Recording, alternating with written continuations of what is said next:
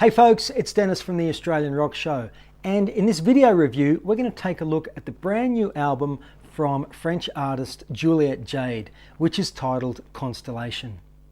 It's no secret that we are longtime fans of Juliette's, and there's a fair chance that if you're tuning into this video you've become a fan of hers as well. Further to that, if you are a follower, you'll most likely be aware that this new release has been 2 years in the making and follows on from her debut album released back in December of 2016, which was titled Terrarium. Since taking the world of YouTube by storm back in 2010, Juliette has long since ditched doing cover versions of other artists' songs, preferring instead to focus on writing and recording her own material. And over time, she has now developed into someone that I consider to be one of the most exciting and unique performers around. And this second release from her does not disappoint. Album opener is the song Fall, and it picks up from where her aforementioned debut album Terrarium left off. Straight away, I'm mesmerised by what I would describe as that distinct Juliette Jade sound. Soft, haunting vocals over a flowing melody which drift effortlessly into a stinging guitar solo.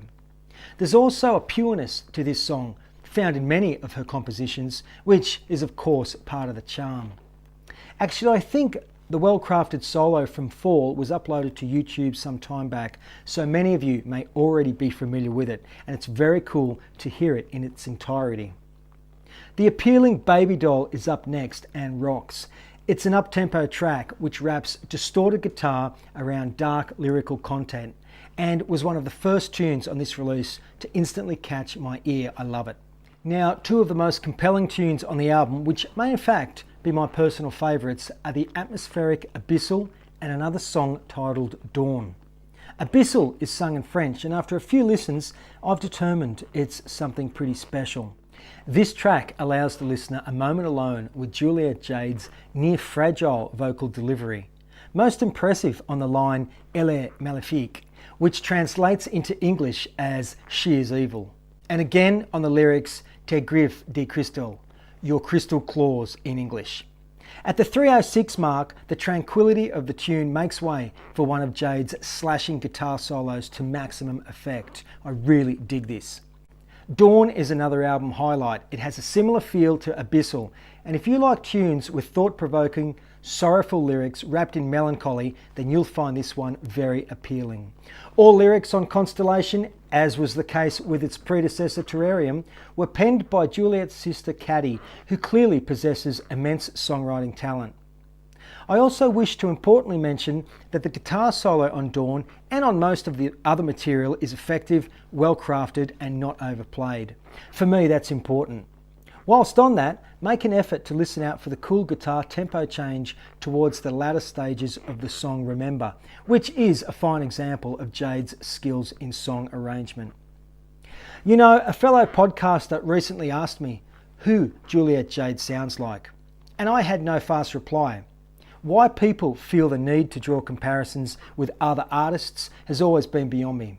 But nevertheless, I gave my friend a listen and he threw some comparisons back at me, which I found intriguing. But among several names, only two made me sit and contemplate. And those two were Marissa Nadler and Sharon Van Etten. If you are not aware of those two artists, go search them out. Now I can kind of hear how he drew those comparisons, yet there is obviously no stinging guitar work with those artists, and I am of the firm belief that Juliette's distinct sound, as I've stated previously, is all her own. And with some solid label backing and a slicker production, she could really make her mark on the music world. Halfway through the album, there is a short instrumental track called Shadows, which provides somewhat of a placid intro to the following song, a frenzied offering called Not Sorry. What struck me about this song is the inclusion of a tempo change and a slowed down and purposeful pause at around the 2-minute mark before the song suddenly roars back into life via a flash and lightning guitar solo. Folks, if you've become a fan of Juliette Jade through her fretwork, then the solo alone on Not Sorry is well worth the price of the album. There's a lot of class running through this material, and that is quite possibly most evident on the tune Les Myrrh.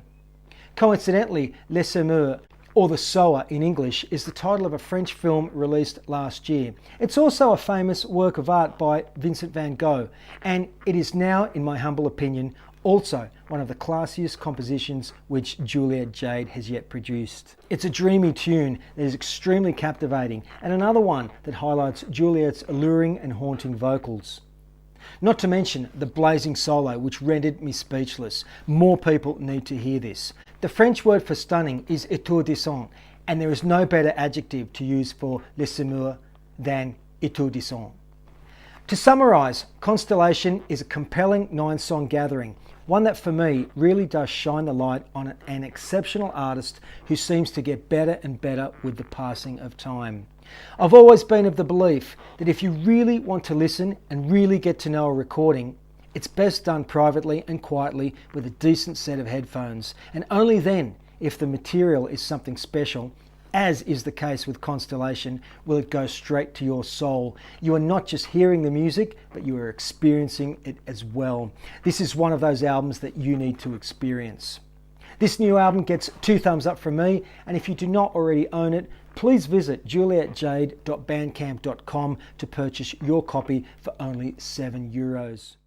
Back on show number 71 of the Australian Rock Show, we had Juliette on the phone for a fairly detailed interview. So if you have not already done so, go back and have a listen to that episode, which we will link to at the end of this review. You know, we've been flying the rock and roll flag since 1987. If you think your band could fly onto our rock and roll radar and you'd like us to review your band's release, australianrockshow@gmail.com.